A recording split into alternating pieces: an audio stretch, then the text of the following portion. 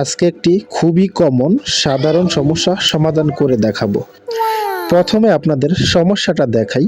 দেখতে পাচ্ছেন ফিলামেন্ট জ্বলছে এবং স্ক্রিনে খাড়া একটি দাগ পড়ে আছে এবং দেখতে পাচ্ছি 1K রেজিস্ট্যান্সটি পুড়ে গেছে এবং হরিজন্টাল কয়েলটি টোটালি নেই। আমরা এখন হরিজন্টাল কয়েলটিকে শর্ট করব এবং দেখবো সমস্যার সমাধান হয় কিনা।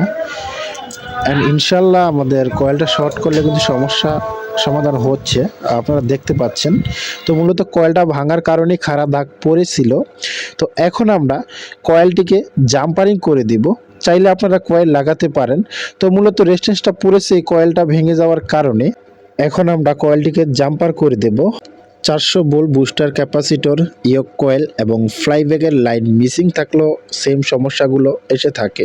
চ্যানেলে নতুন হলে চ্যানেলটিকে সাবস্ক্রাইব করে রাখবেন। আর অলরেডি আমাদের কাজটি কমপ্লিট হয়ে গেছে, দেখতেই পাচ্ছেন। ভিডিওটি ভালো লাগলে একটি লাইক দিবেন।